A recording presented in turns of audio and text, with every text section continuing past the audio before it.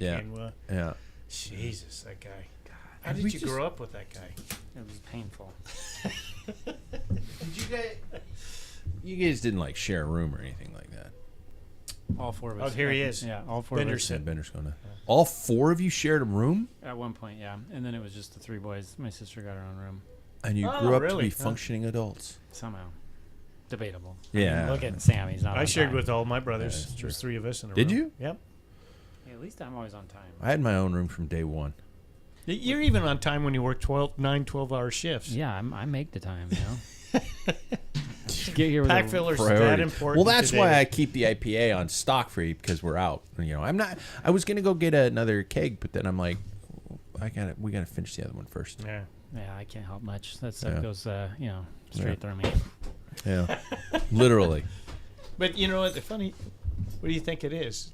Because the malts are the same. Apparently, there's more brewer's yeast in heavy beer. I've mentioned before I have an issue with brewer's yeast in my bowels. Not to share too much. Like Taco Bell. Yes, brewer's yeast and Taco Bell have similar effects on me. I don't know We haven't even whatever's started. in Rainier. Well, we've that's the started, one that but got we haven't me. started. Rainier beer. Yeah, Rainier. Oh yeah. Well- Rainier Pounders. Pounders. I'm cleaned out the next day. Wow. Mm-hmm. Yeah. I was just thinking about how much you get. Hey Sam, how you doing? See, How's look at Hawaii? him drawing it. Well, shut up. We're going to talk about that in the show. Before we begin, sponsor mentions and some of our great supporters. Scratch Labs, everybody from simple sources of fuel ideas like potatoes and rice cakes. Paul's telling me that story, but I hear it on another show, one of the escape shows. Something Yeah, like it was Escape Collective. Yeah. To rice cakes to the modern high-carb fuel options that they produce today. Scratch keeps you going, easy on the gut, and tastes brilliant. Be sure to see. That was a hard sentence for me. But it rhymed. Be sure to see all that Scratch has to offer today. Next, Muck Off, the finest in care for your finest possessions. That's right, you must care for your bikes, or they will not only look badly, but perform badly. Muck Off makes it so easy, from tubeless setup to lube and cleaning tools and liquids. Muck Off will keep things rolling so smoothly. I had a horrible visual in my head. Get over to the website today by using a link at packfiller.com and get 15% off your first order today. And finally, NordVPN. NordVPN is on board with the Packfiller. Trick the internet into allowing you to watch all the racing online with safe, secure, consistent VPN connection. Trust us, we all are NordVPN believers here. Use our link at Packfiller to get started. Do it because Milan-San Remo is this weekend, and you do not want to miss on all the commentators trying to make the first 4 hours interesting. Because it is a snooze fest, man. Is it 4? It might be. We'll get to the race coverage here, but it's long. Yeah, well, I think the TV coverage starts at 1:30 our time, and I think it finishes around 8:30. And you'll be up. Not at 1. If that was Paris-Roubaix, Yeah. Okay. Well, now that Americans are at the pointy end of bike races, you might just be listening to this show for the first time. And if that is indeed the case, welcome. You have found the longest running cycling podcast out there, and very likely, and hopefully one of the funniest, or at least one of the most beer-fueled. This is the Packfiller Cycling Podcast. We are live from the Rim Break Bar on our YouTube channel, as well as packfiller.com. I am your humble yet sore-shouldered host, Pat Bulger. You know what? How's that going? I'll get to it in a second. Remind me before I get through into it. But let's jump right into it as we have plenty to cover over the next 90 minutes. Tonight's prologue question for the panel is as follows. What is your favorite animated movie? Animated movie. Full-length, feature-length animated movie. All right? First off, he's starting to perfect the art of self-deprecation when it comes to cycling fitness. Mr. Paul Main, you have been so hard on yourself lately. Because I'm so out of shape. It's such bullshit. I'm terrible. You're just saying that because I kind of kept up, but he's doing it to make me feel like, oh, well, I suck, so you must suck worse. No. You were talking and I was breathing through my Bullshit. I was ass. like, it was all monosyllabic. How are you? And what is your favorite animated movie? The Triplets of Belleville. I started that the other day. I couldn't get into it. That's an interesting one. Yeah. Very interesting choice. Not much dialogue. No. And some music. strange music Yeah. and old women eating boiled frogs. Yeah, gross. Yeah. It is. Yeah. It's a cycling. It is. Oh, It's very cycling cycling. one. Yeah, and it won an Academy Award for best foreign film. Yeah. It's and kind of cool. It's an artwork. It's but an art film. I liked some of those, like Mr. Hewlett. I think it's I don't know that Hewlett one. Holiday that was done in the 40s, and it was You're just so- like no you're dialogue. So Euro. He's cool. Well, that and was all that this. was in my intro to theater class, and we had to watch it, and then it's Mon Oncle or whatever it's called. Didn't he watch did it another in one. my He's a intro to comedian, a theater. French comedian that Yeah. didn't need dialogue. He did a lot of Mr. Keaton type Oh, stuff. yeah. All right, next, he's starting to perfect the art of spring training camps, Mr. Sam Waples. You know what? Bastard. I'm booked out for the next 2 years too. Are you really? Yeah, we're going for the next 2. Did you get your teeth whitened You too? No, said that's just you weren't. Nelly. You said you weren't going back. I know. I was supposed to go back, and then we were there, and they were like, "Well, we have the same place next year," and it took all of 30-second convincing. Ken's like, "I'm gonna have to check with Sam," and they're like, "Okay, yeah, Sam's gonna say no." Wow. Week of just fun and riding Almost in 2 Hawaii. weeks, 12 days. Holy shit. We're going to get to that too. You son of a bitch. Next, he's starting to perfect the art of cut rate medical advice. Dr. David Waples. You said it yourself in a text today. You know, what do I have but cut rate medical advice? It's true. It is. It's It's like, true. Yeah. I would like to reframe it as medical advice from your doctor friend, there we go. not your doctor. Yeah, not your doctor. Not your doctor friend. Yes. Yeah. Yeah, good point. Good point. Do not hold me. Accountable for Yeah. any For knowledge anything. that I am providing on this podcast. Yes, exactly. Sam, what was your favorite animated movie? Anything Pixar, I'd probably say like Up. That'll make you cry. That'll make you my feel God. things all within the first 5 minutes is a good one. First 5 minutes is the saddest movie I've ever seen. Yeah, probably the most animated movie I've watched is like Swan Princess, though. Love that. Oh yeah. Yeah, it was when I was a child. I don't Inside know. Story. Okay. It's just a movie I watched probably every day when I was Really? a child until I was like 10. I don't know. Swan? I wouldn't pick you as a Swan Swan Princess. That's guy. not even like a Disney movie. That's like a rip-off Disney movie. Really? Yeah. It's bad. David, what's your favorite animated movie?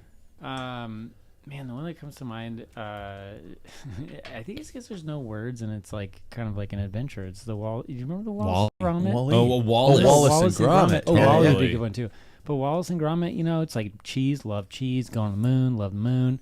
You know, Yeah. rockets. That sounds cool. He's got Cool dogs, gizmos. Gizmos. No words really. Love it. Yeah. Yeah, all Yeah, imagination. that was good. That was Doesn't claymation. one of them speak English though? No, they speak. It's just It's not just- a lot of speaking. Okay. Right. Yeah. Okay. It's like Yeah. very minimal amount of. Like the Yeah, dog. Wallace is Thinking. talking. Yeah. you know, Minimal like thinking. talk- yeah, that yeah. too. Yeah. Yeah. And they're also pretty short. Yeah. I like the whole It series. has nothing to do with height. Okay, don't be so harsh on your brother. Good lord. Jesus. You Sensitive heightest. prick. He has the mic right now. Heightest. Next, he is starting to perfect the art. I don't know what you're perfecting the art of. I couldn't come up with anything. I was I was gonna say Well-roundedness. facial hair, but that's mean because you've curated your No, facial hair. his hair on his head has really come into a piece Yeah. in this last 6 months. Well, I appreciate that. God. It's I've changed clean. hairdressers. Yeah. It's been great. It Yeah. shows. Look how arrow he is. Is it tough changing hairdressers? I find at first that it is a little bit. Do you Just get because nervous? do I get nervous? Yeah, about it. Like you Well, you go to somebody new. Like that's I mean, I've spoken pretty openly about how I have anxiety. So yeah, Yeah. it's a pretty stressful. Really? thing. Yeah. Oh, yeah. Wow. But then, like now, I'm very it's like fine. a trust built. Yeah, I'm very fine. Yeah. Like just talking to her. Like Yeah. God, that's real. My first cuts usually when I go to somebody like that, I end up walking out of there looking like a 70-year-old businessman. It's like my hair's kind of coiffed. It's kind of bigger. I look like I should be selling you a house. Well, I noticed that when I go to a hairdresser, I've always been a very like vain is a word. Vain is a word. Vain is a Or word. just like But you're the good way. or You're just like you're very good vein. I'm very conscious about my appearance. Yeah. Yeah. And so like I am very specific about what I like in a haircut. So I have to go to a hairdresser rather than a barber because Yeah. there is a difference. Yeah. Oh So- yeah. I go to Oh, there's a somebody big new difference. every time so that I never have to Whoever talk. is at Supercuts. Whoever won't talk. Because if you go to the same person over and over, they're gonna want to know about you. They're gonna want to talk to you. I don't want Dude, to talk. I talk to people all I want day. you to cut my hair in silence, and that's it. That's why I stopped going to people. I just cut my own hair. It's not worth it. So you go to those places where they're like, oh, we got you on file. You're a number 2 on the sides and a number 6 on top, kind of a thing like that. By the time I'm on file, I'm out. I'm finding a new one. Yeah, Mhm. because Wow. they're gonna try to talk to me. Some kind of he's living a life like a criminal or something I like get that. I totally get that. I started cutting my own hair because I was like, this is taking far too long. This should take 15 minutes. I go to the same style as Jackson does, and Yeah. she takes a while, but that's because it's an engaging conversation. And it's worth it, I will say. The hairdresser I went to before was very much like it was in and out. Great haircut, but Yeah. a little inconsistent sometimes. This time, boom, every time the same. Yeah. Anyways, my favorite animated Animated movie. Favorite animated movie. Spider-Man Across the Spider-Verse. I was almost gonna say that one. That was That's a great phenomenal. choice. I That is a beautiful. love the film. first one. Like obsessed with I the haven't second seen the one. second. Well, we have it on our Okay. I have it on my Apple TV. Okay. So it's very, very good. Okay. I really liked it. And it was nominated for an Oscar. Yeah. I So- picked it, but it didn't win. Yeah. That's because It's my favorite of the two. okay. Nice. Me, I'm starting to perfect the art of training hard until spring and then basically sucking the entire summer. I do that really well. My winters and spring are dialed. Yeah. Nice weather gets here, I'm like, meh. Yeah. And then I get to summer and I'm like, why am I not fast? And then fall comes, you're like, I'm going to be really prepared I'm this going year. to kick ass. And I just And you dial. do. Yeah, exactly. My favorite animated movie is honestly, it's The Incredibles. I've always I know, loved The Incredibles. Pixar. Has a tie to Spokane. Yeah. Because Wait. the man who voiced Mr. Incredible is from Spokane. What's his name again? no He was on shit. Coach too. Yeah. Hang Went to on. the same high school as me. I used to yell, "Where's my super suit?" every time I put on a long sleeve skin suit. Super Yeah. suit. Where's my super suit? You tell me what that woman. Where's my super Craig T. Nelson. Yeah, there you Craig go. T. Nelson. Yep. Paul, I kept thinking you were looking at your phone for that, but you're looking at GU scores. Yes. I'm impressed that you're here, by the way. So this is. Well, I not- don't have tickets to in Las Vegas. That's Is it true. WCC final? Yeah. Nice. See you tomorrow, everybody. No, gentlemen, before we get into detail, how many training days? Not the detail of the training days. How many training days have you had over the past week? You want to go first, Hula Boy? I didn't get as many last week, actually, because of bad weather. So I had to miss because it was like crazy windy or raining. Oh, okay. And like over there, it's pretty dangerous because you'll get gusts of like 35 Yeah. that will just wipe you out. Or if it's wet, it's snot. It is. Oh, really? Oh, that road, you'll go down so fast. Oh, okay. Like, I'm pretty confident with my bike handling, and I wouldn't push it. Okay. Not worth it. So I lost a couple days, but I think I got 3 or 4 in. Oh, wow. Yeah, Okay. and they're all decent rides, like 2-3 hours. Oh, man. Mm-hmm. Jackson, how many days you get in? From last Tuesday, Yeah. I think it was 3. 3. So, yeah, That's just total normal ones. training, even including strength or anything like that? Or Oh. you probably did it every day. I didn't do it every day, so 5. Okay. Yeah. 5. Including weight and everything. Paul, 3. 3. Today, We did an outside day, which Yep. was nice. Oh, you didn't? Did you go out today? Went out today and Nice. Sunday. Oh man, it was windy today too. Yeah. Yes, it was. Ooh, Yes, it was. look who the big boy is. David, what's your 4. total? 4. Nice. I got 3 rides in. I got 2 strength days in, and I got another physical therapy in yesterday, and have a new physical therapist. I'm switching back. Sam was there. Flipped him off. True. Have a new physical therapist. I'm not going to name his name because I don't have his permission to do that. But it was super nice. I feel actually better today. So two in, and I feel better. I do want to say, and this was not his fault in any way, shape, or form, but every time he used the to start a sentence by saying, "Well, when we get older." Love him.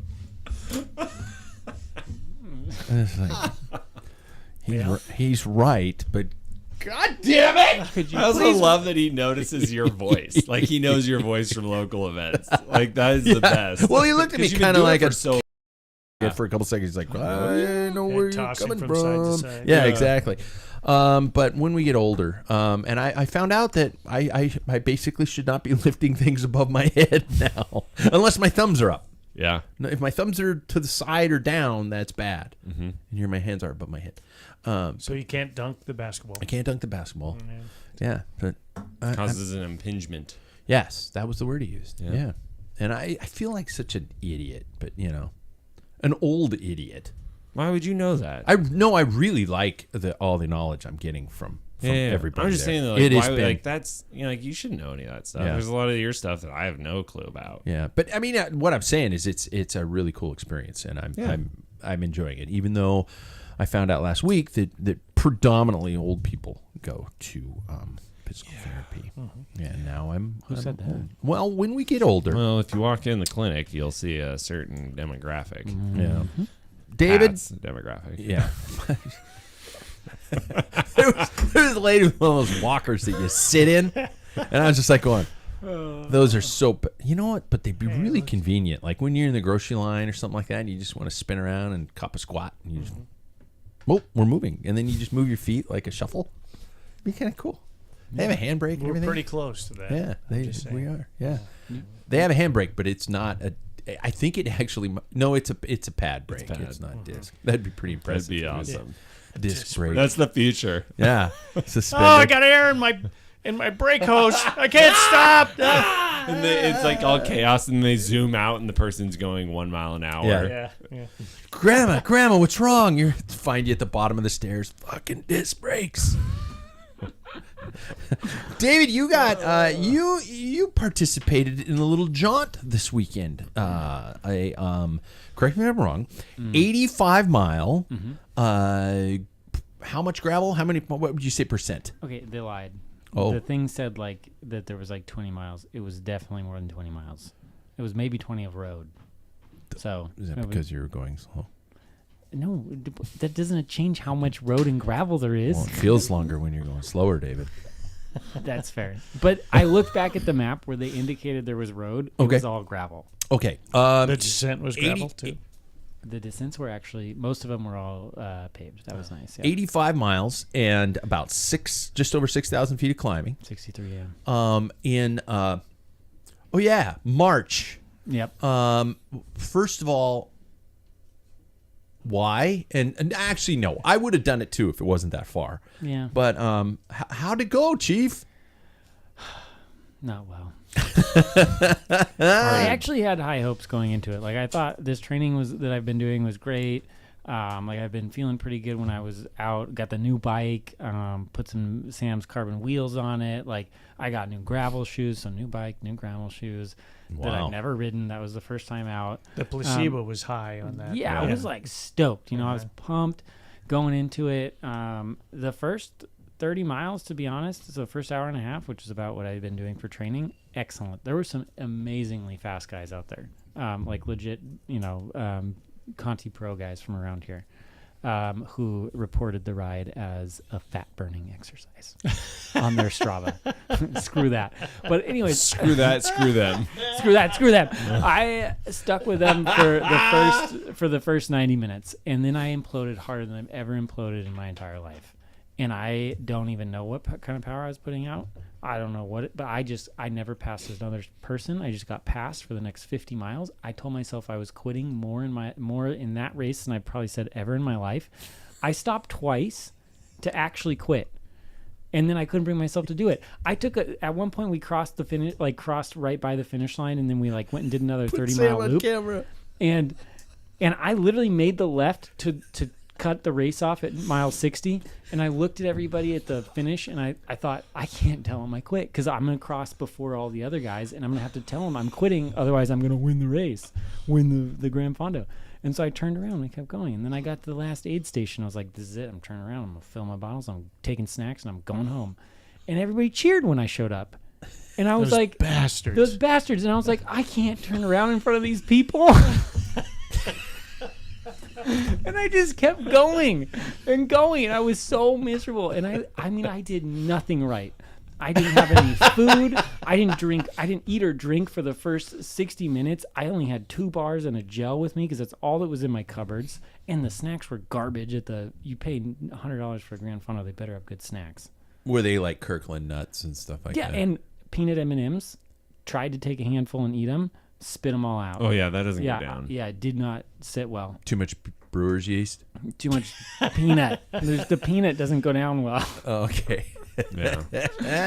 So it was terrible. I finished probably an hour behind where I would have hoped. But I stopped multiple times to quit. So that does subtract some of it. That subtracts a little bit of it, but either way, it was. But hopefully it did me well for the long run. Fat burning. I was happy with the first 90 minutes. Yeah. And I honestly didn't see the crash coming, like the bonk. Yeah. I felt wonderful until all of a sudden I didn't. Okay. No. You have. I would just. First of all, I don't think I've ever seen you happier than when your brother was telling the story of his misfortune. I love it when he's in pain. Wow. It is a sick pleasure of mine. So I will just digest this, right? Because this is like We can all something go that pee. David knows exactly where I'm going with this because I have preached this for the longest time. He's my younger brother. I'm never going to let him die out on the road. But I am always like, okay, I think I need about this many gels. It's going to take all of that. I'm doing calculations in my mind of calories burned for all of this, how much I'm going to need. Okay, double it. Yep. Here you go, David. And I hand it to him. And he just shows up and he rocks it, right? Like he crushes. I'm not there. I mean, if you want to blame the whole thing on the nutrition. But I want to blame a large portion on the nutrition. The other thing is I ripped out 300 square feet of carpet and laid 300 square feet of floor on Friday and Saturday, and I couldn't move. So you're a single poor planner on top of a dipshit when it comes to I couldn't fueling. I couldn't move before I got on the bike, and I got on and I was like, oh yeah, that's about right, and I started pedaling and I was like, it'll get better. Everything will loosen up as I pedal. And it kind of did. Kind of. By the end, it didn't. I don't know if it was just. What was the what. analogy of your matchbook that you lit off? Oh yeah. I had one of those one of those restaurant matchbooks that somebody left like 5 or 6 matches in. Yeah. And then somebody handed me a sparkler, and I just lit it all on fire. And then that was In an hour and a half, and then just yeah. Actually, it was on the first. It was on the first 1,000-foot climb. You stripped naked and danced around it like Lord of the Flies. Yep. Because I made it over that first 1,000-foot climb with the front group, and then I just imploded. I was like, well, I really thought you guys would slow down.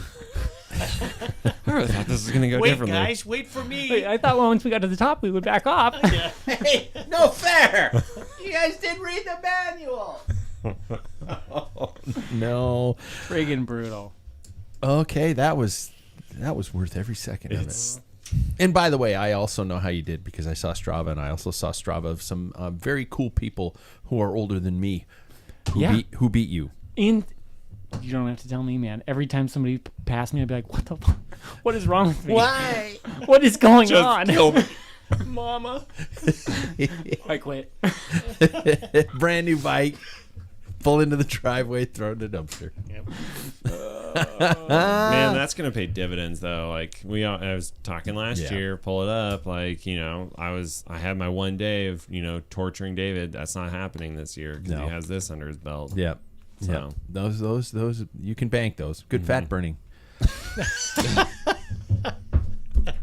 Jackson, I know you keep your cards really close to the chest, but how do you feel in comparison to last year? It's a different game, I will say. It's 100% different. It's just like I talk about it probably. What is it ad nauseum? Ad nauseum. Ad nauseum. Yeah. Okay. But I will say that I have found that the strength training has helped quite heavily. Really? And in the way that I also strength train as well. I find that I've actually done research into this stuff, but I found that rather than when you take a squat, you don't just take it and then push back up. You take it and you explode back up. Bounce. Yeah. So just little things like that, have really helped me. My upper body strength is a lot different this year. So just popping into those sprints, it's like that initial burst is bigger than what it was. I can sustain a lot of things a lot better. I heard my brother-in-law the other day talk about how he was saying the exact opposite of what I'm about to say. But I have found that my physical endurance, muscularly, I don't know if that's how you'd say it, is much better than what it was. I would find that my legs were filling with lactic acid instantly the second I started to push for more than 3 minutes. Yeah. This year is a little different. Now I feel that just strength Really? when I push on it. So it's better, much better. Wow. Yeah. Shit. Paul, why are you so hard on yourself? Why are you so hard on yourself? No, I know where I'm at. You and I sprinted for a city limit sign on a ride on Saturday. It was pathetic. How was it pathetic? It was like two old men. We are didn't even two, read. but how is it on that pathetic? sprint, because it's slight downhill. This is the one going down Thorpe. Oh, I love that It's one. like I always hit at least 40. We didn't even hit 40 miles an hour. Well, that's because we started late. It doesn't matter. Usually we're rolling into that thing pretty damn fast. It was like we were making dad noises in the sprint. My belly was hitting the top tube. It was terrible. Shit. It was Come awful. on. It was like so embarrassing. It's like, because usually if I can get rolling, then I can just pop it in one bigger gear, and it's just like I could feel like an explosion. It's just like that was about it. You're killing me.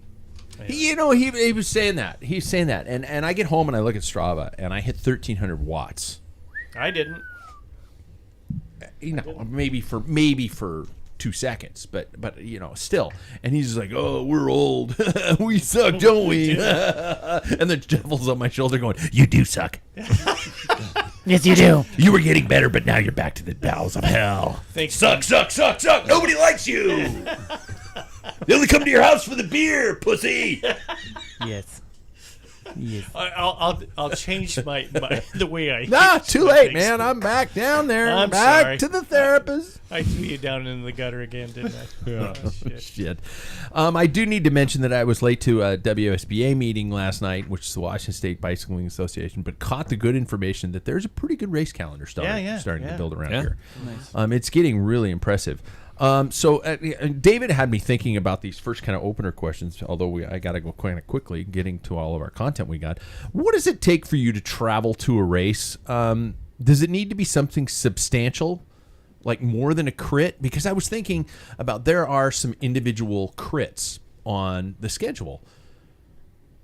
But I have a feeling that some of you guys are bouncing around in the back of your head. Well, it's just a 45-minute or an hour crit. That's a long drive. I wouldn't do that. Yet we'd go for a fondo where we have to eat Costco nuts or M&M peanuts or something like that. I will say that I would probably much rather spend the time and the money to go to a crit where my wife can see me more than one time and not be like, oh, great, now I have to fill 4 hours.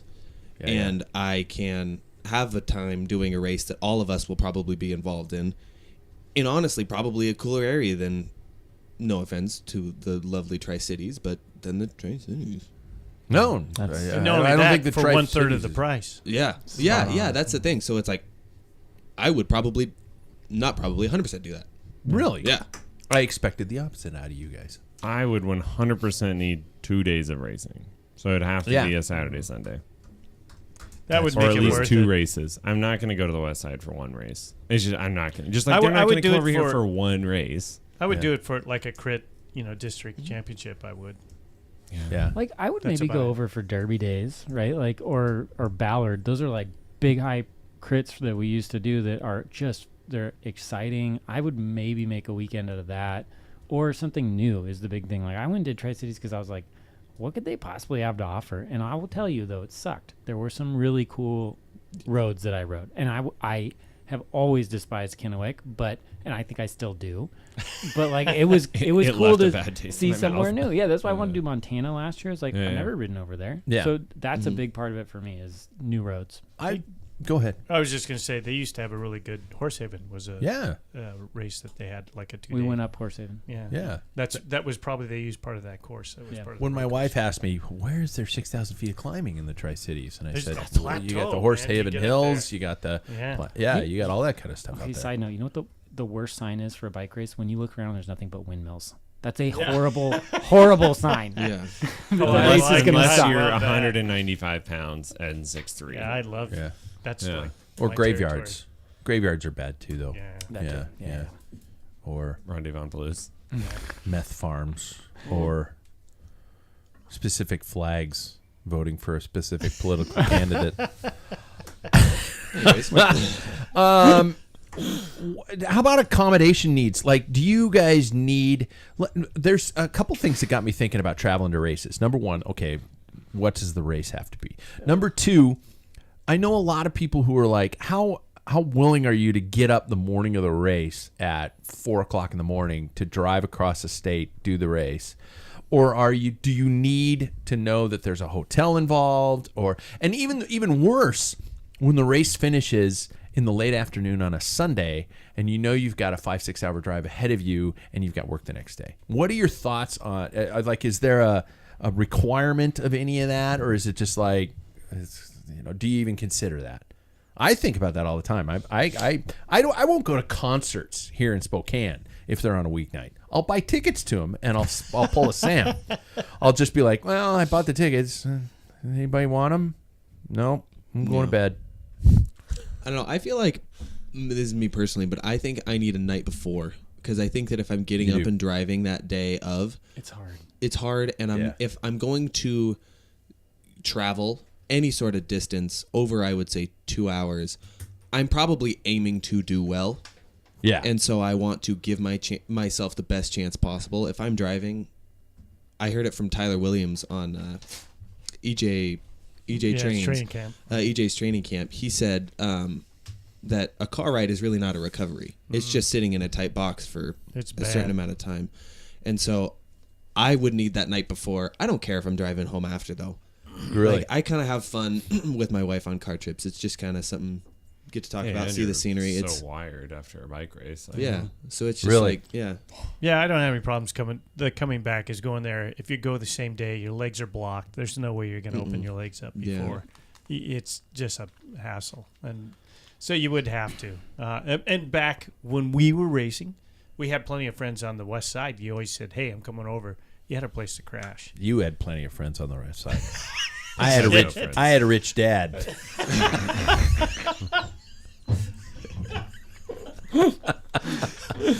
So you bought your friends? No, bought a hotel. That's funny. That's funny. Sorry, he's not listening.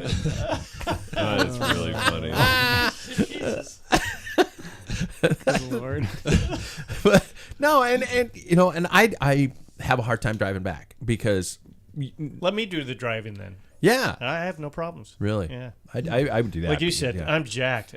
Especially, crit or something, you're just you're buzzing. Oh, yeah. I get done with like even these weeknight ones, and like they finish 7:30 or so. Yeah. God, I'm not going to bed before midnight. Oh no, I'll give you that. I'm jacked from those. But if I got to sit into a car for 5 hours, I'm like, my wife's like, let's listen to Toad the Wet Sprocket, and I'm like, no, it's Mellow. Yeah, I know you guys lost that reference, but that's an old Mellow band. I got it. Thanks, Paul. Yeah.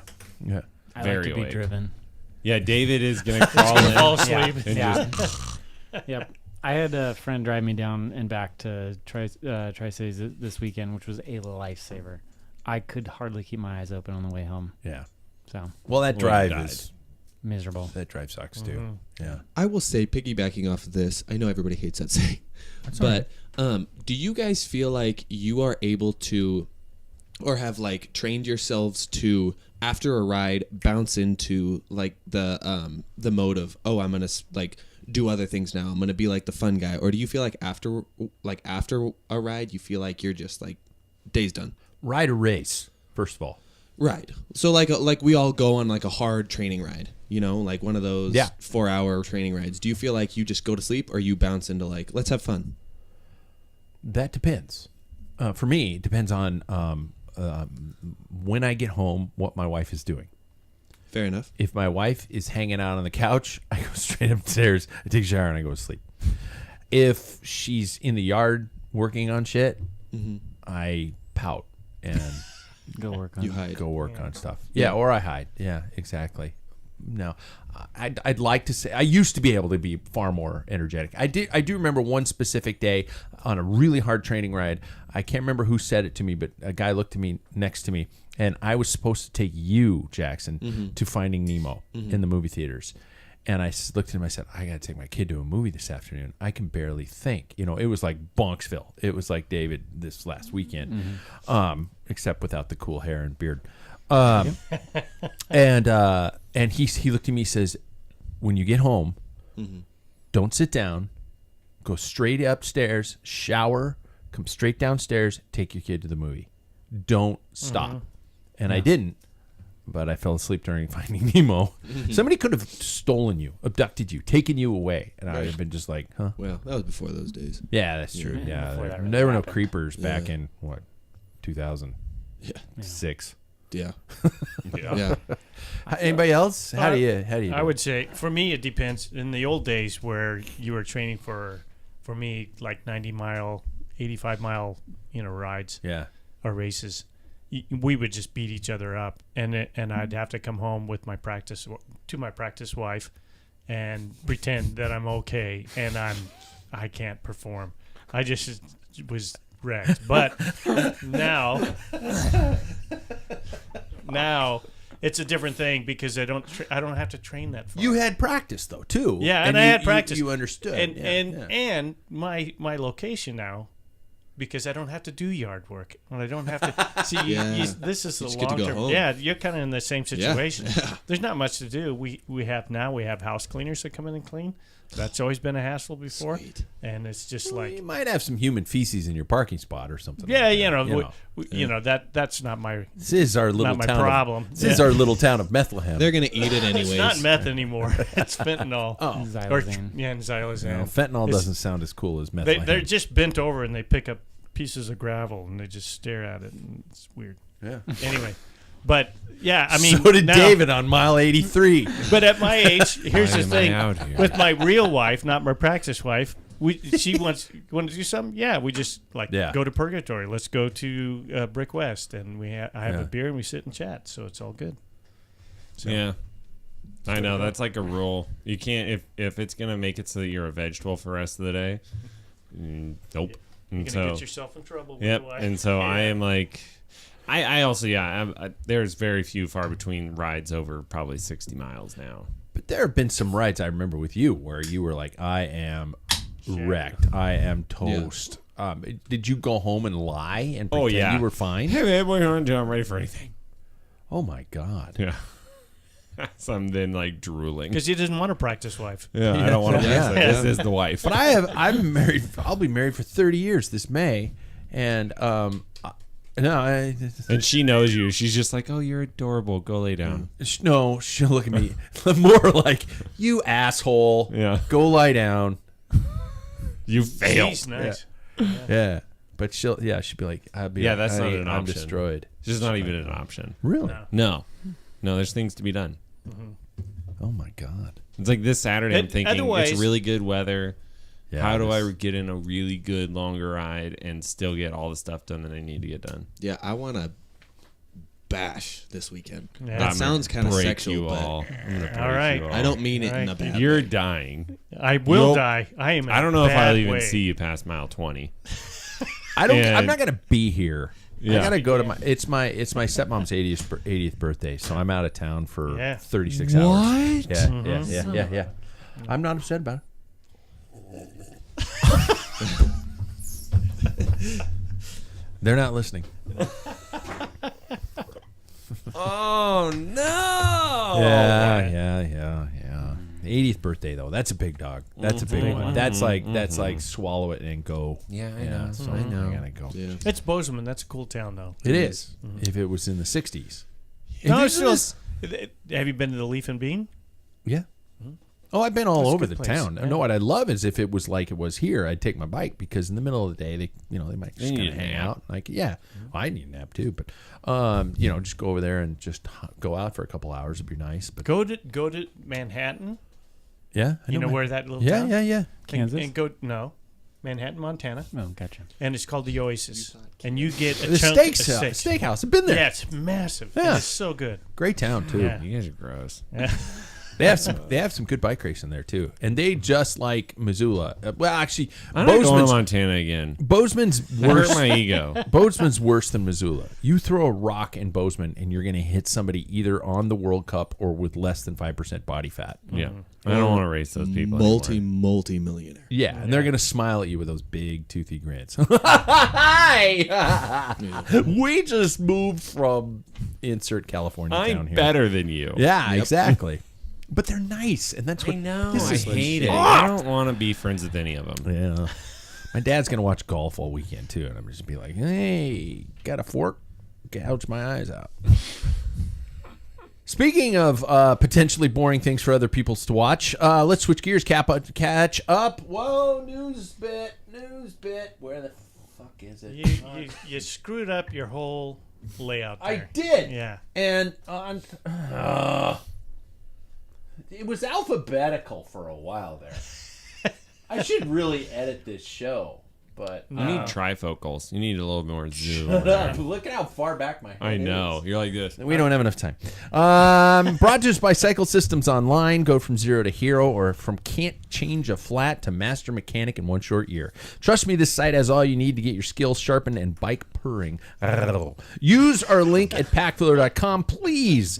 The mini stage race week that crams itself into our spring classic season has completed, with Italy hosting Tirreno Adriatico and France its own little Paris-Nice. Very nice. Both races are a great way for the Grand Tour riders to strut their spring fitness and for Pat Lefebvre to show his curmudgeon-y inside. And this year did not fail to provide. First off, Tirreno was a tour de force from the one and only Jonas Vingegaard. I say Vingegaard. I know that's not how he says it. But, people call me Bulgar all the time. So deal with it, Jonas. Showing that he was truly the man to watch in July. So, quick chime in. Who watched? Of course I did. Paul did. Jackson, you did not. I know. You didn't watch Tirreno? I know what happened in every single day. Oh, yeah. It's just the same thing happened in every single day. It was the Jonas show. Yeah, that's all it was. Yeah. Too bad he doesn't have any brothers. I thought Paris-Nice was the more entertaining of the two. Well, Yeah. the sprints were pretty exciting, Yeah. though. Juan Ayuso said that he was, and I quote, the first human in this race in regards to Vingegaard. Yeah. He just was like, that guy's not human. Someone to look out for, speaking of which, is Ayuso? Juan Ayuso. Yeah. I think that he won't probably go to the tour, but I think he should if they really want to win it. Yeah. Or negotiate a contract with, any other Some team. other team. Yeah, it's And that's Ineos. so Honestly, stacked. Ineos would be a great spot for him. Yeah, yeah. In my opinion, it was good, but not as good as Paris-Nice. But I was forced to watch on Peacock Paris-Nice because my work didn't allow me to use my NordVPN. What? It doesn't. It's got so many paranoid restrictions because I'm at a high school, and they think that if a kid gets on a VPN, that they're gonna cheat. I think they're probably thinking worse than that. Yeah. Well, I think if a kid's got a VPN and he's going around the back way in terms of doing stuff to get an A on a math quiz, that kid has got a better future than just about anybody who could pass that math quiz. Yeah. But that's just that.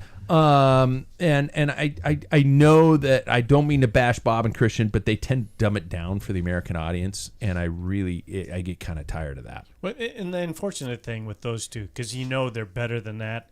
Yeah. It is American NBC. Yeah. And they have they're trying to bring in a new crowd. Yeah. It's just, I said this last year, it's an American accent. It just makes it feel not as good. It's a little dirty, isn't Yeah. it? It's a little gross. Yeah. Well, Bob in his early days with Phil. Yeah. Phil and Paul. Yeah. We had the dialect. You're right, Yeah, Jackson. Yeah, but his commentary was pretty good and kind of on point of his character that he is, and I think they had a tape. Just he was more color than play-by-play. Yeah. And so Bob's now doing Play-by-play. doing play-by-play, which kind of restricts him in terms of his references and his pop culture stuff that he was really solid at. But Paris-Roubaix, whoops, I'm thinking ahead. Paris-Nice, a great American hope in terms of bike races. Matteo Jorgensen. Matty J. Yeah, what's that? Matty J is what they called him. It's great. How come all of our riders are starting to sound like foreign riders? Sepp Kuss, Matteo, Brandon McNulty even sounds like That's pretty American. I think British. that sounds British. Yeah. Yeah. It's not really Scott, is it? I don't think so. McNulty. Quinn Simmons is also Brandon a McNulty. British name. Brandon McNulty. Brandon. Remco in the middle at second. Just me, or was this a surprise? David, it's a surprise. He's like, he is. bike no racing? clue. He's going who? Who's Remco? Aeroskin? Aeroskin. Yes. Yes. Look at you. Picking up things. Somebody give him a biscuit. I'm good at flashcards. Yeah. Flashcards. That's how I became a doctor. I'm pretty happy. I'm pretty happy to see Remco up there fighting for the win. It's good to see that he can at least right now fight for a 7-day stage race. I was surprised to see Primoz not. He looked overweight. He just looks like he's not where he was, and I think that we are seeing I think Sam, you mentioned this a couple weeks ago, or Paul, that he is being a little bit more conservative in his 7-day stage race because he would win all of those, just crush them. And so I'm interested to see if that's a plan or if that is genuinely new team, new training plan, not really going how it used to. But is he playing the long game here? That's kind of what I'm thinking. He wants that tour bad. Yeah. So I'm interested to see that. Remco, hopefully it's not too early for a form to hit, but good for him. Yeah, I think he's still so young. Like at that age, your fitness can turn so quick. Yeah. Whereas like the old, like I feel like when you're a bit older, like God, Garrett has to You're be sounding to like a T, right? Yeah, people of your age. Yeah. When we older. There we go. As we get older. As He we said age. we. And I was like, Yeah. look at you. Yeah. You Adonis. Stop it. Yeah, it's a freaking model. He is. I'm having struggles with it right now. I'm insecure at work. Yeah. I was the best looking, and now he's Pretty there. soon you're going to be pulling a full-on salt burn. You know, God, just I like know. licking the pool. I know. Okay, yeah. So what we're talking about is that like Geraint Thomas has to be like so. Such a gross reference. I haven't even seen the movie, but I know the scene. Have any of you guys seen that movie? Nope. Don't. I won't. But Anyway. so Geraint Thomas has to be like so regimented for all of his season, right? If he wants to peak for like 2 of these races, whereas like the younger guys, they kind of get to just shotgun this. Yeah. It's like your fitness can change so quickly that like if you're just in the top 2, Remco probably did quite a bit of more training than I ever would in the off season, but I mean, he's probably gonna race himself into fitness. Egan Bernal, boys and girls. Yeah, that's oh cool. my God, I am rooting for that guy. You know who Egan Bernal is? Yeah. He's a nice guy. Yeah. He wears a red shirt. Did you know that he has he won a race in the past? Yes. Which one? A big one? Yeah, which big one? The Tour de France. Oh, you're right. Wow. That's almost like it was fed to you. Le Tour de France. I want to comment on how well Mads Pedersen is riding right now.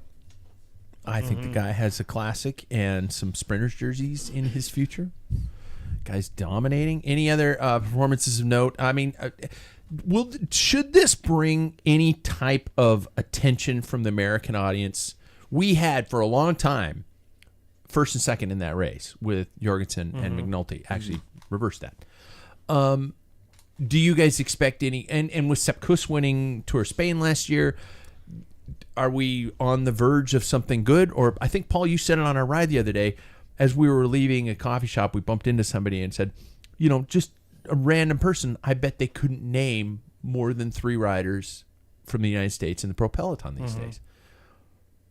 Is that the case, or do we, or is there maybe a resurgence of American interest? I think that like we are growing a lot, and we have a lot of people that are up there. I don't foresee any of these guys being like Grand Tour contenders. But if I were to just make a blank statement of like what I would want for the U.S. riders, would be like, I mean, how cool Grand would it be Tour to be... contenders. Sepp Kuss won a Grand Tour. No, I get that, but also like if Jonas was going for that, I am a huge Kuss fan, but if Jonas was going for that, Yeah. Jonas would have taken that. Roglic couldn't take it, but Jonas could have taken it. You think so? Oh, for sure. He was glued on Roglic's wheel, and he's like, I'm not coming around you because I'm not going to take this win. I think Roglic could have taken it, but there's a team deal. Yeah. Anyway. blow past it. disagree. But, All right. but that's fine. We've had debates about it. That's okay. Okay. If people talk bad about you, just deny them. Yeah, but they're make sure wrong. you talk They're like wrong. this when They're you're talking. wrong. I'm orange. Anyway, so I believe that we don't necessarily have like anybody that's going to win the Tour or even Giro. Maybe Kuss could win the Tour of Spain again. Who's racing the Giro for the U.S.?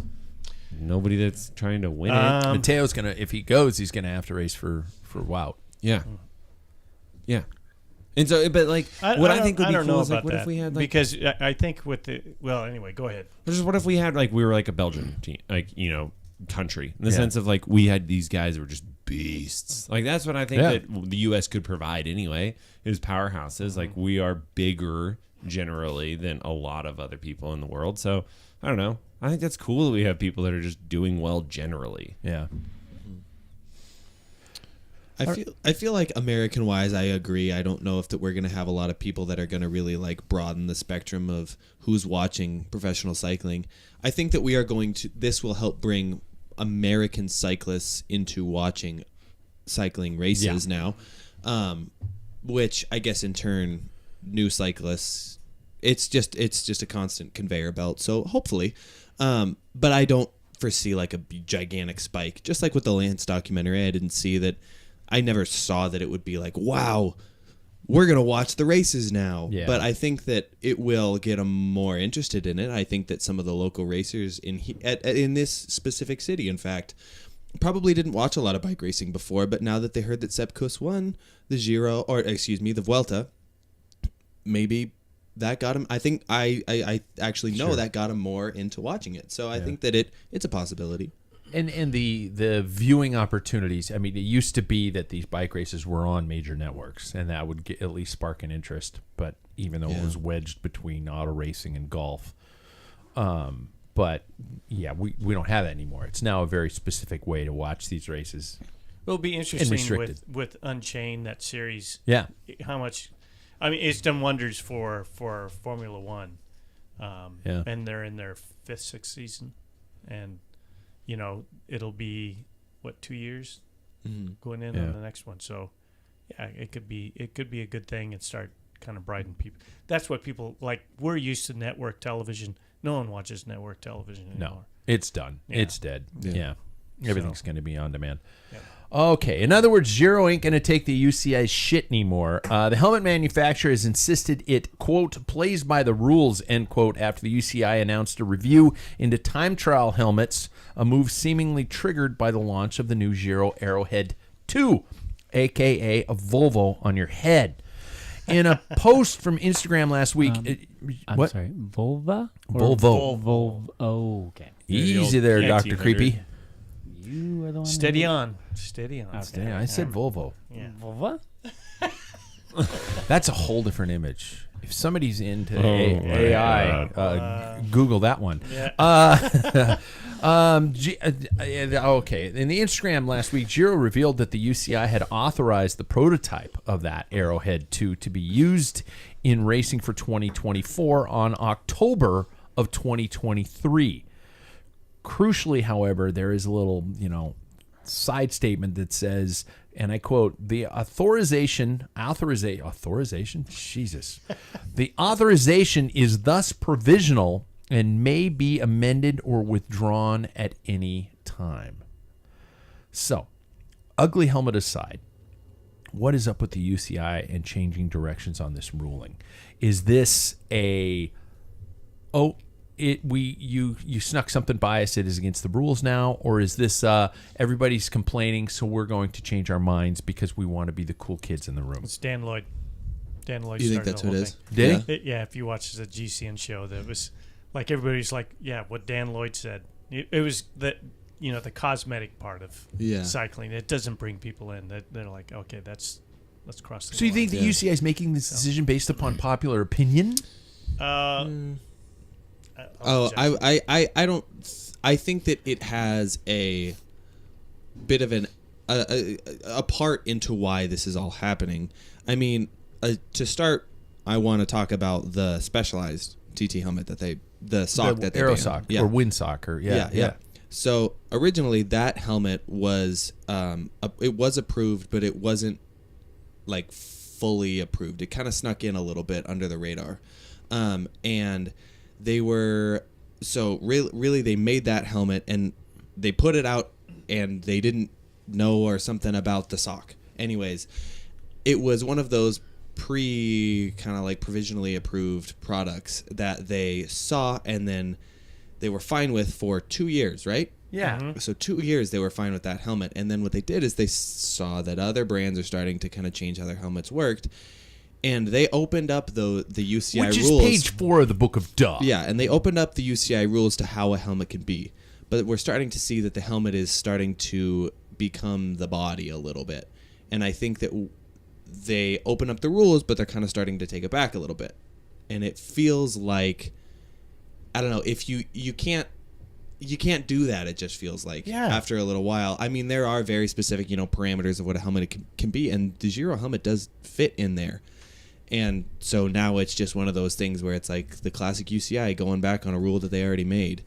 This just doesn't feel right. I think that it should stick around. I hate the helmet, but innovate or die, right? Paul, it reminds me of our days when the first Aero helmets came out, when the Funny Bike came out. Mm-hmm. Everybody thought it was ridiculous looking and stuff like that. Some of us who were younger thought it was cool. Mm-hmm. I thought it was cool when the Funny Bike came out and stuff like that.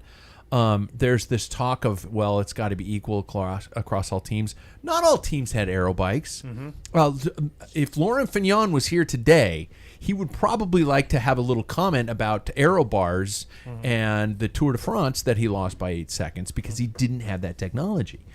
So your entire argument of haves versus the have-nots is kind of silly.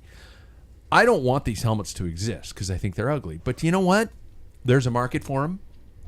Maybe they have a place. So the UCI just seems like they're just shooting themselves in the foot right now.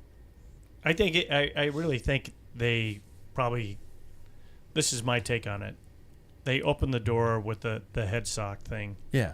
And then they saw how ridiculous it's getting. It's like, okay, we've crossed the line.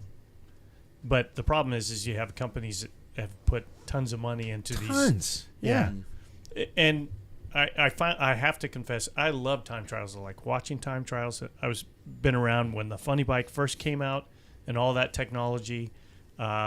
System U had a seat that actually had like a razor in the back. Yeah, and had a fairing so they could press. And it just like all of a sudden we started getting a little bit crazy. Even at that point, I'm like, all right, aero bars were fine, and now we're getting into these positions that are like, well, how many training accidents? Because you got to train in that position. Yeah. Bernal and Froome. Yeah, they're not a safe bike. I just think TTs are. I don't think they have a place in stage racing anymore. I don't unless I don't pro know, or and amateur? I don't pro amateur. Well, there's a battle with amateurs. Like, do we make our local RC3? They've changed their TT. It's going to be a flat one out by the start of the road race, and you can bring TT bikes. Well, man, that really changes things, right? Yeah, I immediately decided not to race it when I heard that. It was going to be a waste of energy. To me, it's like, I think, unfortunately, that discipline in road racing should go away for stage races.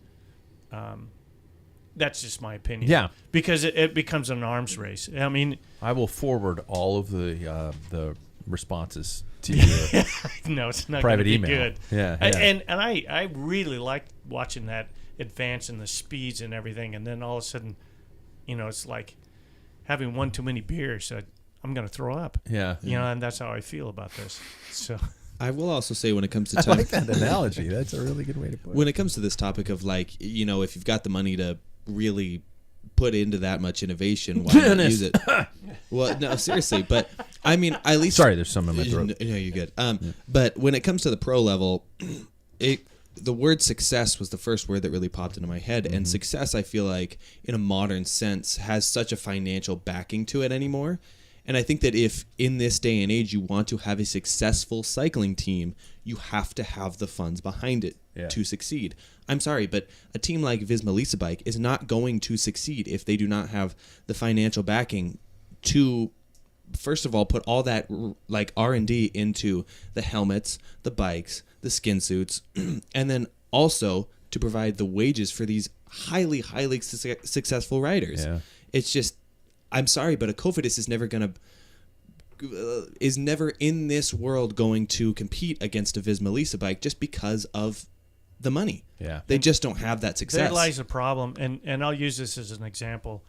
Track racing may disappear in the Olympics. And the reason for that is that if you think of all the countries in the world coming in, how many have velodromes, can actually train? Yeah. Because they're expensive. They're not a moneymaker.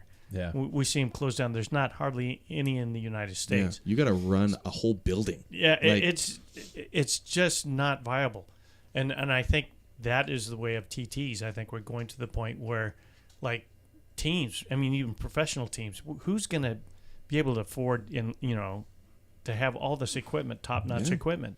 Plus, you got to put like 12 bikes on the top of each car to get that reverse draft. That's right. That's a lot of Exactly. random Yeah. bikes. Absolutely. You guys don't have anything.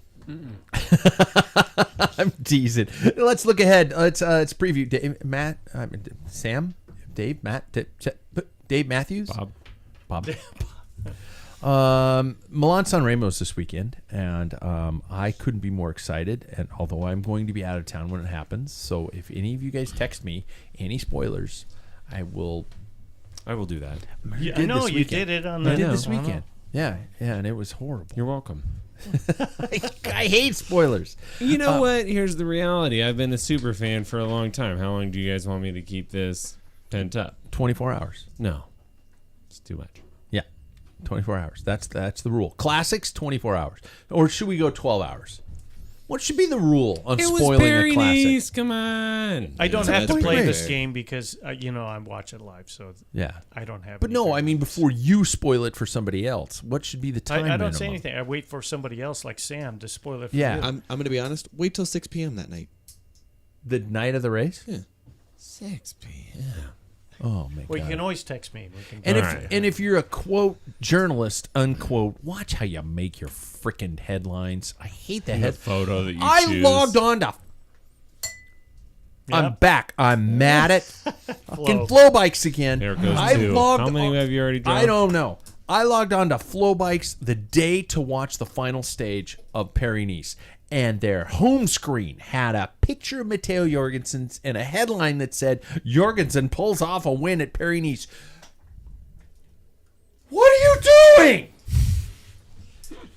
Your job is to get me to subscribe to watch the bike races you're spoiling on your homepage. Head, ass, pull. Stop it. You have one job. One job. God, it made me so mad. I wish I was there for that. Oh, my wife wishes you were here too, because I'm just like, rah, throwing shit across the room. She's like, okay, Milan Sanremo. Okay. I blacked out. People at this age tend to get a little angry. I'm going to call that the show. 288 kilometers. That is just shy of 173 miles. That is insane.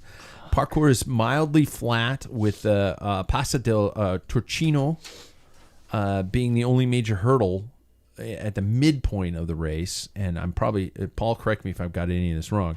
And the Cipressa and Poggio make or break the race. This was for many years, and Paul, you could probably comment on this, being our closest historian, very much a power riders race. And then for a short window there, the Zabel years, Eric Sprinters Zabel came years, in. yeah, the sprinters came in and were able to kind of Oscar control it. Ferreira was another one that Yeah. won.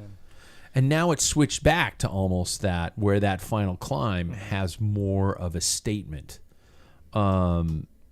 Thoughts on are we still in that happy classics riders years, or do we see any kind of a transition? You look at a classic rider like Vanderpool. If he came down to a sprint anyway, he's going to be contender. He won very last true. year, so I think people like Vincenzo Nibali. Yeah. He won it one year just because he outclimbed and everybody thought they could catch him on the descent, because at the bottom of the descent, I think there's like 3 kilometers, I think it is. Yeah. Probably a little more than that, maybe 5 or something. But, and there's a technical downhill. Yeah. So, yeah, I think, there is a trend that goes a certain way, but I think that also comes up with tactics. And if you have a team that is a sprinter, you're going to race it differently than somebody who's got like a Vanderpool or somebody who's got a Tadej Pogacar. Yeah. You know these guys? Anyway, so Yes. Still with us Bike there, show, Chief? David. Yeah. Oh, God. but yeah, it'll be interesting to see. But the Cipressa is where things have in the past, not very often, busted open. But Yeah. like Well, some people, even if it's on the downhill, for the last couple of years, has been the downhill. Yeah. So I mean, you have Mohoric with his drop post, and then also with, Which was an Vanderpool. unbelievable descent. Well, and you know. Vanderpool did the same thing. Yeah. I mean, no one could catch him. And the speed they went up that climb was unbelievable. Yeah. Okay. So are we all going to agree that there's at least 2 riders that we basically are all going to vote for on that list? No. Can I guess? Yes. Tade Yeah. and Vanderpool. Yeah. There we go. Yep. Gotcha. There we go. Are we all voting for those riders except Sam, Yes. who's trying to find as many Americans as he can? I did circle Matteo and Tade, but Matthew. Matthew. but I also Mads Pedersen, Christophe Laporte. Well, you can only they're- pick 3. Okay, but here's my thing: is Nielsen Palace is going to win? I would really love that. You're adorable. I know. USA. USA. What's the kid from Sidal Quickstep? Luke, the American Luke uh, Lamperti. Yeah, Yeah. Lamperti. Yeah. Nah, He's not not even there, racing. though. Doesn't have it. Well, he's Yeah, not he there. is. I think he is. I don't see him on the list. this one. Alaphilippe, Askren, Cantaneo, Kearney, Moscone, Pedersen, But you know who So is? Who? Nielsen Palace. Nelson Palace. So are we all going to agree that we all pick Tade and Matthew? So in other words, we all get to pick one rider. So you picked Nielsen Palace. Nelson Palace. Jackson? I picked Mads Pedersen. Boo. I'm going to change mine. So did I. So did I. So, okay, we'll give Jackson Mads Pedersen. So I have to pick somebody new now. Son of a... I will say, as you are thinking about it, I think Tom Squeens deserves a little bit of an honorable mention. Yeah. I don't think that a single person from Zudal Quickstep is going to be in the top 10.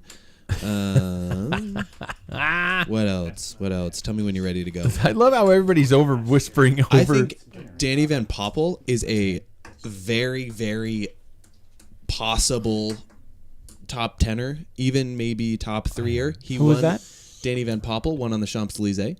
Who else? Didn't he ask for Nah, you're Stuyven when He won a while ago. He won Okay. in 2019. Yeah. Yes, and Stuyven. again, a breakaway Yeah. on the down. Yeah. I'm just going to, because I love him as a human being, Michael Matthews, he's just been hiding. He's just going to sprint out of nowhere, and he's not going to win. I'm so screwed. That would be really cool. It would be really cool. That would be It would be really really cool. cool. I love that. I was guy. going to say Matthews or Filippo Ganna, but Paul, I'm who do you going got a long left? shot, but he has performed very well, and that's Maxim Van Heels. For Oh yeah, for Lotto Destiny. yeah, Oh, yeah. David, yeah. who's your choice? I think yeah, you're gonna love it. Go ahead. You are gonna love it. Ghana Filippo. Oh my Ganna Filippo. my favorite. You know I what? didn't even Filippo circle Ganna. him because I hate the guy so much. I know. I think Biniam Girmay. Honestly, No, honest to God, you should say Germay Biniam, because excuse David me. said Ganna Filippo. I think Biniam Girmay is a real He candidate shouldn't for this. even get the rider because he said his name backwards. Yes, but what? Yeah, do you know? No, he That's- knows. Written He this knows. way, okay? I don't know who's first and second names, last name. Look at how Tade has written. But that's not a bad choice. Oh, I mean, Filippo Ganna. he got what? I see. What did Ghana get? Fourth, third? Look, got okay. a yeah, couple for years. sitting in what I- last year. Don't give me. When you walk into a hospital room, David, and somebody I'm out. looks at you and says, and they hand you a chart, and that dramatic music's playing in the background, because that's how I imagine all things are at a hospital. And they're like, he's code red, doctor. Do you Interesting. concur? He's on and you fire. look at the name on the chart, and you have only like a couple seconds, and the music's going chick-gong, chick-gong, Yes, yes. chick-gong. And the name in the background says GANNA dash FILIPPO. Are you going to look and say, Mr. Ghana, you Or- have 30 seconds to live? Or are you going to go like, Mr. Filippo, Honestly, I don't know what you're doing? you won't both even work. use it. Yeah. yeah. You won't and say to anything be to- honest, usually you don't use their name. Shit. You just say, You sir. say, I "Hey, tried I'm to go. I doctor." tried to And go there's a all whiteboard hospital anyway, drama. the and nurse he just writes told down me- Yeah, they everything. put Yeah. their preferred pronouns on the and name on the whiteboard, all that. But you know what? To be honest, yeah, I very much remember Sam's dislike of Ghana, and Yeah. played a huge part in. He went and the poured decision. beer. That plus, y'all are picking. I don't know what you guys are basing your picks off, but I figured put a good sprinter in there. We'll see. Power man. Where's he from, David? I have Time no for some idea. bumpers. Give one guess. Time for some segments. Philippines. Anyways. Hey, where do you think it's from? Italy. Time for some segments tonight. We've got 4 segments, which means we got to make like a bread truck and haul buns through these segments. How's the score, Paul? They're down. Damn it. Yeah. I guess we're all down now. All the segments are brought to us by our friends at Untapped Energy. Pure Vermont maple syrup is the core to great tasting and easily digestible energy. It ain't just for your pancakes, folks. It's brilliant stuff that powers you through, especially on those colder rides. I love it on the colder rides. It's not a little bit thicker and it's just kind of yum num num. Use the link at Packfiller. Paul, you okay to jump into a changing times? Yeah, it'll be real quick. Okay. We were talking on a ride, about KOMs and stuff like that, and in the time that I had that 14 days of free Strava, and I looked up my name for 55 and 60, whatever that cutoff is, and I couldn't believe how many I had. Then I started thinking, you had 14 days of paid Strava, basically. You had the full open account. The trial period. 14. Yeah. So anyway, I looked it up, and I was like, wow, there's a lot of them. Then I thought, of all the people I used to race with, that brought me back in the 80s and stuff, no one's really doing what I'm doing. And it's sad because I always look at, this is a sport you can do for the rest of your life. Mm-hmm. And we talked about competitive spirit and stuff. Yeah. And nothing drives me more to ride my bike than bike racing. But I think I started thinking about people who dropped off. They were better riders than me, which is not too hard to accomplish. See, there he's doing it again. They have a higher, like kill ratio on races and stuff. Pretty soon you're going to have that devil on your shoulder. Just I've lived with that devil. It's a slippery and I flick him in the nose slope, every man. once in a while. Just be careful. But the thing is I made that decision when I had a chance to go to Europe and make my break, but I didn't. Yeah. But I think what happens is that once you hit a certain level, and it's hard to look back, and you brought up doing a VO2 max out at Eastern, and it's like, this old guy's like, oh, I know what my score was when I was 27. Yeah. I don't want to look at it now. Yeah. Yeah. I mean, you don't, and that's what happens with bike racing. The unfortunate thing is, I think a lot of people aren't willing to go back because they were who they were back then. You're not going to be there. I'm not going to push the numbers. I'm not going to do racing. You're not going to compete against 1-2s that are 20 years those old. days are over. And then I started thinking about Missoula. That was the first P12 race that I did since I was like 29 years old. Nice. I mean, a true. And it was proper. Yeah. So, but that didn't discourage me, and it didn't beat my head with reality. I knew once I found out who they were, I'm like, oh, shit. But that's unfortunate when I always make that joke that there's always next year, and that is cycling. Yeah. If you're passionate about racing and you're passionate about competition, I think this is a sport that, hey, just every year it's a new year, and just don't let that you're going to be falling from grace. I just think that's an important thing about cycling. I think is unique. Agreed. So don't worry about it if you're a Cat 2 and you're getting dropped by 4s. I just put self-adhesive bifocal sticky pads in my cool sunglasses because Jackson thought my other ones. When we get old, though, we need to do that. As we age. I will defend myself to the T on this one. Dude. You said no. I'm not upset with you. I know you said. You kept pushing me. I was like being super nice, and then you're like, "Don't be what do you nice. feel?" Tell me the truth. I need to know if I look like a dipshit or not." You I always know. look like a dipshit. No. If you want to know if you look, Dude, I like served more that up. I'm so glad you took it Nice off the platter. softball. Yeah, exactly.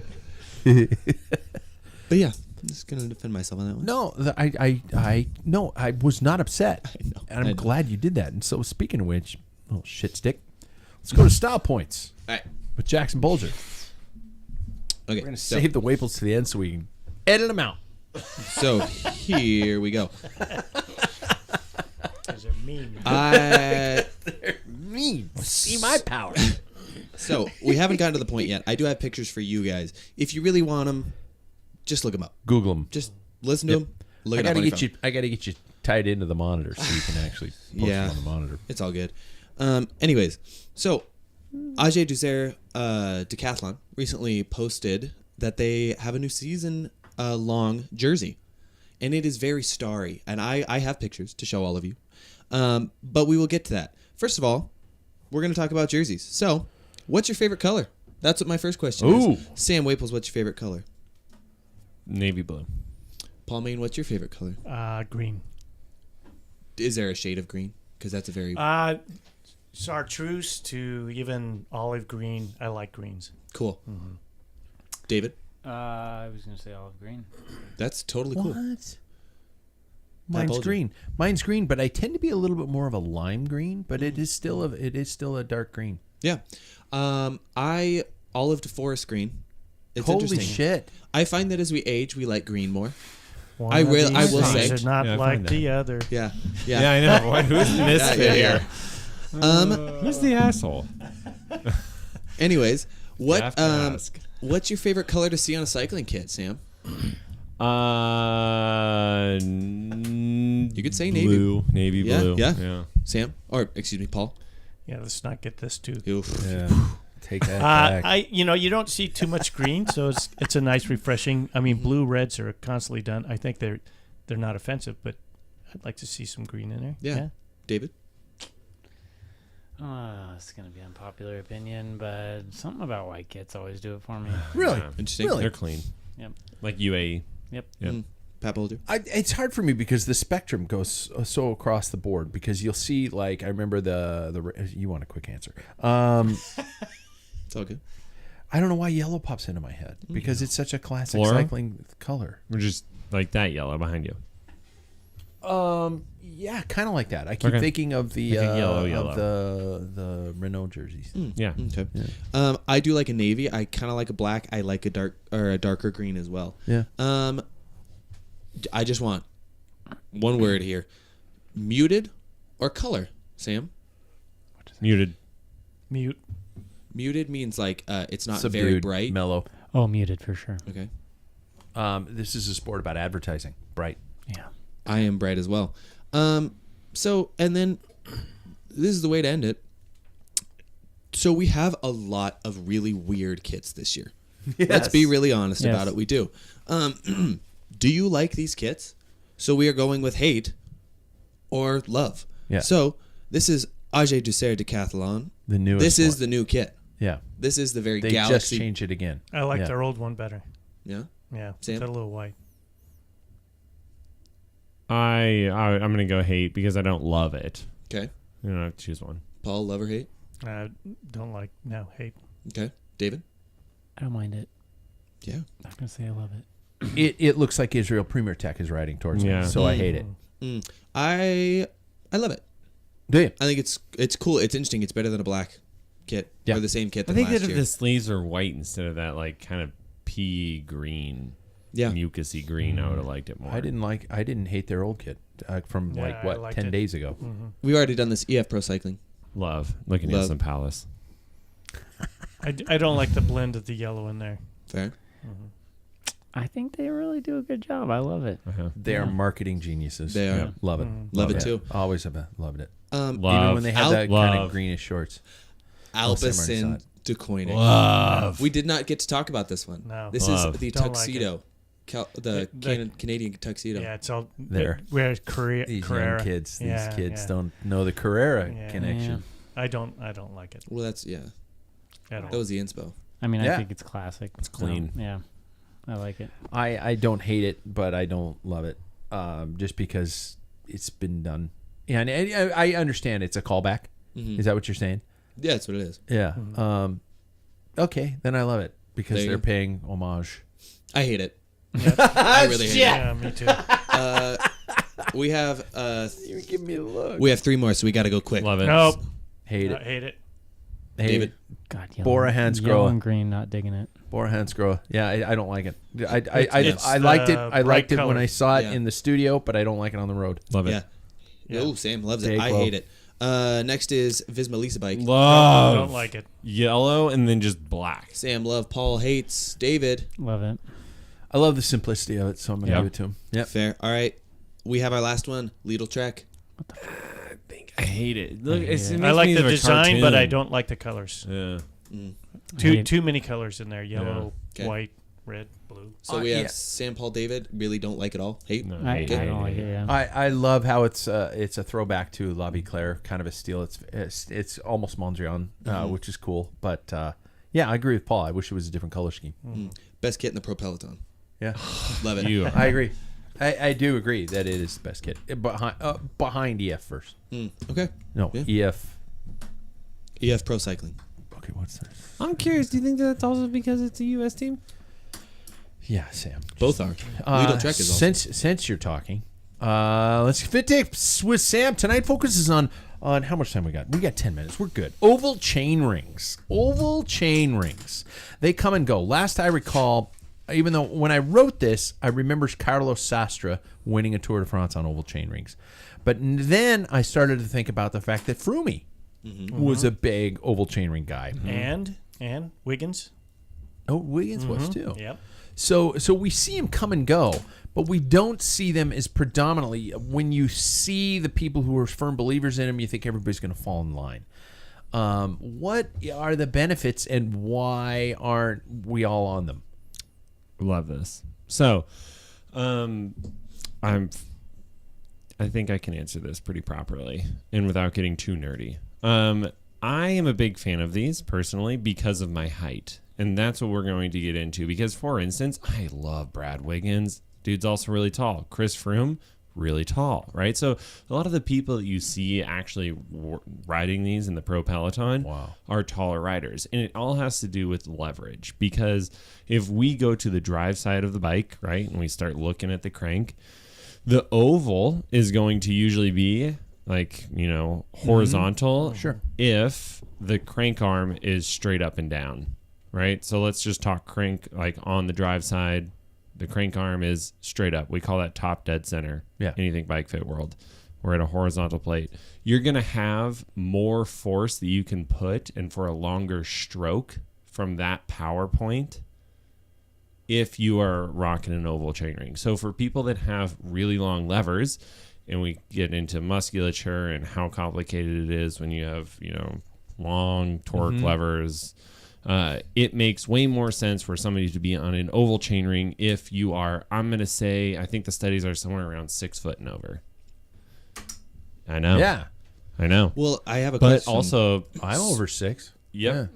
And so I do believe that like that and then also crank arm length are two adaptations that you can do for your height as an individual that can really be beneficial to your power. And I'm not going to say that it makes it easier. It just changes it for you and like where you are more efficient in your lever arm.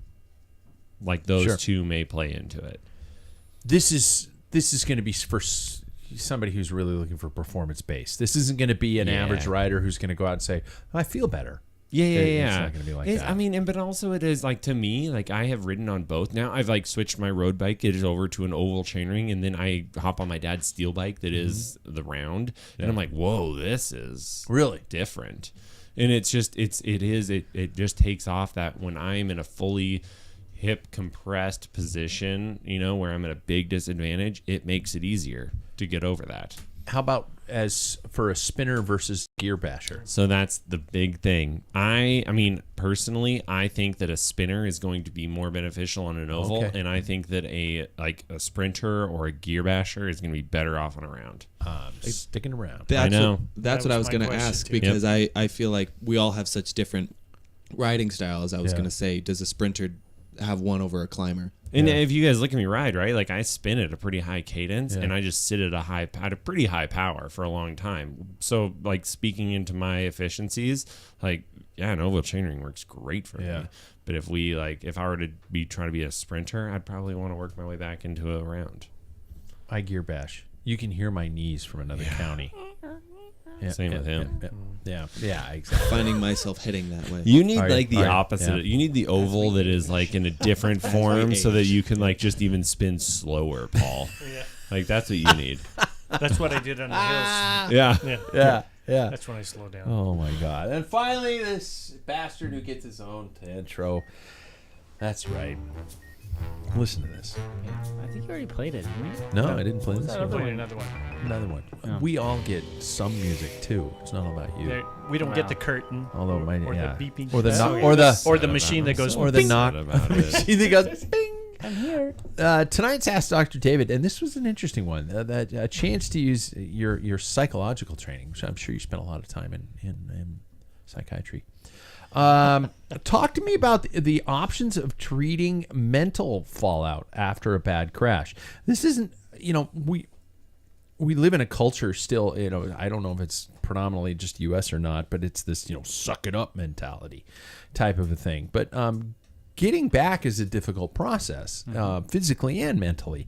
So that was the question that was posed to you, and I knew you had a little bit of time to think about it today, because I can only imagine I wouldn't even know how to approach this, because it's such a individualized basis. Yeah, it would be.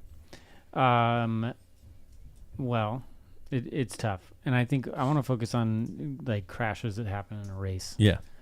Because those are the ones that I think most of us have probably experienced. And I think the message I want to send with this is that first of all, give yourself time to heal from the physical standpoint. It's okay to take a couple days off if you're still hurting. Give yourself that time and space to heal, acknowledging that you probably hit the pavement with 2 millimeters of spandex on your body for protection and a styrofoam cup on your head. Take that seriously. Give yourself time to heal.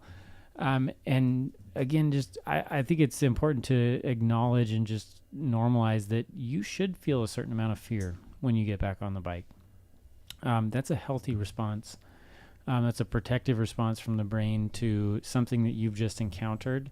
And it's your body telling you, let's not do that again. Let's try not to get hurt. And I think it's totally normal for a period of time to have some hesitancy with situations similar to the crash that happened. So if you were turning left, people will find like turning left to be more difficult. Like, hey, I'm not sure if my wheels are going to go out again, or I'm going to strike my foot, or whatever it was that caused your crash. That's normal.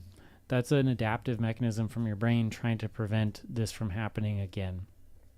That being said, it shouldn't go on for too long. You should, after a couple of weeks, you should be back on the bike. Hopefully you should be training again, intermittently, probably running into somewhat similar scenarios and feeling a bit of anxiety about it.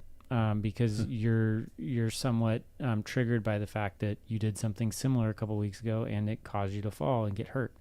That's protective. At a month, at 2 months, 3 months further out than that, if you're still having trouble riding your bike because you're experiencing, uncontrolled amounts of anxiety or fear that you're going to fall again, hurt yourself, again, not totally abnormal, but this is where you might consider reaching out for assistance moving on. You can start by talking to your doctor. I think the culture around counseling nowadays, most people have a counselor. That's something that they can help you through. There's specific, like acute traumatic stress syndrome therapies, as well as post-traumatic stress disorder. I mean, it's not exactly a PTSD probably, but your brain is undergoing a protective mechanism similar, where you're trying to avoid something that caused you harm in the past. So give yourself time and realize that you should be anxious for a couple of weeks afterwards. But repeatedly getting back on the bike, getting back on the horse, that sort of thing, going through the motions, do it with friends, go on bike rides with friends, that sort of a thing. Train your body to realize that it's safe. You're not going to get hurt again. And if it's going on past a month or two, that's where I would probably encourage people to reach out, talk to somebody, figure out if there's something they can help you with. There's cognitive behavioral therapy. There's specific types of therapy that can help you work through those unhealthy adaptive mechanisms. Past 2 to 3 months, that's where we're going to say you shouldn't be having these feelings, and it's now unhealthy. It's so odd how we have a culture where mental health is treated almost as a weakness, and it's bizarre that either chemically you can't take care of something because you're thought of as weak, or you can't discuss it with somebody because you're thought of as weak, and it's just bullshit. I mean, the mental element of the whole thing. I joke around about my mental demons, but totally. but it's so ridiculous that we feel like that is a forbidden topic. I don't know if it's just this country or everywhere it is, but it's such just a like weird any other injury. It's twist. like you Yeah. injure, it's like orthopedic, right? Yeah. In my world, it's Yeah. like you injure something in your body. It's like Yeah. you injured your ankle, weak. Yeah. Well, if You know, it's like, what do you? if you break or sprain your ankle, you can't completely expect that you're just going to naturally know how to heal that. Exactly. Right? If you undergo a significant mental insult, you can't expect that you will every single time know how to perfectly heal that on your own. Yeah. There are times where you will need the assistance of somebody who's trained in it. Same with orthopedics. Exactly. And I also find that it's very important to say that there's nothing wrong with you. No. That phrase, No. I think, is so volatile Mm-hmm. Yeah. because you just need a little bit of extra attention in an area that some might not. And there's nothing wrong with that. There's nothing wrong with you. Yeah. Nothing at all. Yeah. Nope. I think everybody does. I just think that it's our culture that just decides that we don't do it. I think everybody can benefit from it. Wow, that was heavy. We're going to end up with our final question, and I'm making the final question a time challenge now. Which means the final question is sponsored by our friend Lance at Emotive Audio Agency. And so we have our closing outro, and it's now a reminder for me to finally play the freaking outro. And so when I asked the question, everybody at this table has 1 minute and 19 seconds total. Combined. Yeah, total. I can do it. The Oh, we fastest. all No, combine. everybody I can do it the has to fastest. finish this. It's a team effort, team time yes. trial effort here to answer this question. So, before I get to that, thanks for listening. Please like and subscribe to the way you prefer to be a part of the show, and drop us a rating when you feel you have the chance. So, gentlemen, what would you do if you were Chris Froome? Jackson. Quit. Retire. You got time. I think I'd probably smoke a blunt and And then think retire. things through. No, I think it's time to retire. I'm flopping the wing here. I think Pull I'd do through. a bunch of physical therapy to try to fix whatever's going on with the back. You know, and Yeah. the pose, the spider pose on the bike. Yeah, Yeah. I just focus on fixing all that. I got If he's I still got liking 50 it, if seconds. he's It's still your liking stage. it Yeah. though, Yeah. like you can take that away. If he's still liking it, I think he's got a fortune in a contract Yeah, that he yeah, still has to fulfill, like $5 million or something like that. This So- is his last year, isn't Yeah. it? Yeah, I would pick a race and call it the Tour de Froome and train like hell for it, and make it a 1 week stage race and just go out like, hey, I won the Tour of Ireland, even though it doesn't exist anymore. yeah. Sure. Other than Yeah. that, there's no tour in. And There's he no crashed tour. and hurt his wrist the last race. He Yeah. broke it. Broke it. Yeah. In other words, Good night, who gives a everybody. shit? Yeah. Yeah. Thanks,